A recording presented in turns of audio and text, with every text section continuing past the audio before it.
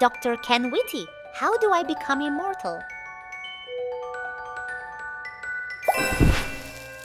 Well, kiddo, that is a really stupid question. But anyway, I will answer it in a minute. Alpha, Omega, kinetic energy. Stupid questions answered cleverly. Today's tale is one of intrigue and wonder, where the boundaries of life and death blur in the face of human ingenuity. Join me as we uncover the remarkable stories of individuals who dare to challenge mortality itself through the unorthodox practice of cryonics.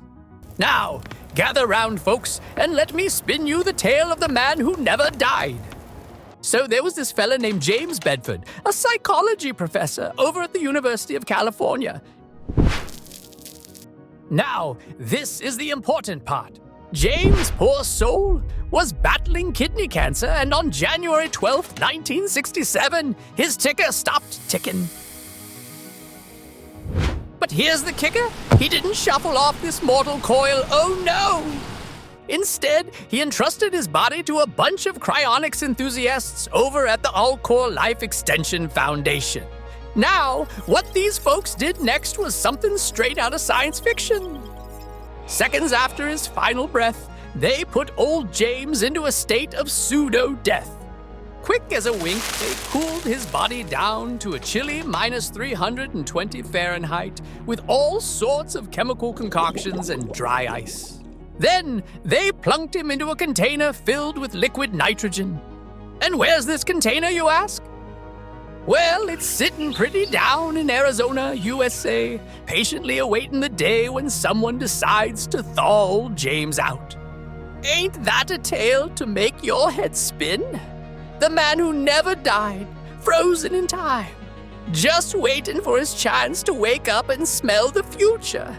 Well now, why'd he go and do a thing like that, you ask? James Bedford took the deep freeze plunge because he had a glimmer of hope, a flicker of optimism that in the future, medical and technological advancements might come along to bring him back from the brink and zap his kidney cancer into oblivion. He, like many others, harbored the belief that cryonics could be a shot at extending or even restoring his life, given the right set of tech tools. Bedford was a glass-half-full kind of guy, optimistic that his choice to take the deep freeze dive could snag him a second shot at this crazy thing called life. You might not believe it, but I tell you it's true.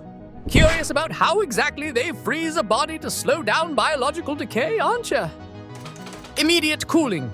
Now, when death comes a-knockin', it's crucial to cool the body down pronto. They do this by slapping on some ice or cold packs to rapidly lower the body temperature and put the brakes on decay. Body preparation. After the cooling bit, they gotta get the body all prepped up nice and proper. This involves swapping out the blood for a chemical solution called cryoprotectant. This here solution acts like a shield, protecting them cells from getting all messed up by ice crystals. They pump this cryoprotectant into the body through what they call intravascular perfusion, making sure it reaches all them tissues. Body freezing. Once the body's all set, they plop it head first into a container filled with liquid nitrogen. Now, this container sits at a bone-chilling temperature near absolute zero, round about minus 320 degrees Fahrenheit. They gotta cool the body down real slow-like to prevent any tissue damage from sudden temperature shifts. Cryopreservation. Once the body hits that target temperature, it's put into a state of cryopreservation. In this state, the body's metabolism is practically put on pause. Long-term storage. And there you have it. The cryonically preserved body stays in this state of long-term storage until maybe someday down the line, they come up with fancy schmancy technologies that could bring them back to life, or fix up any damage caused by kicking the bucket or the preservation process itself. But James Bedford wasn't the Lone Ranger in the deep freeze game. Since his escapade, there have been plenty more folks hitching a ride on the cryonics train. Yep, there's a whole slew of folks opting for cryopreservation of their bods after shuffling off this mortal coil. And there's a bunch of outfits out there offering up cryonic services, with Alcor Life Extension Foundation and Cryonics Institute being the big kahunas, known far and wide. Now, the one-time fee for getting your whole shebang cryonically preserved over at Alcor usually falls in the ballpark of about 200,000 to 220,000 smackaroos.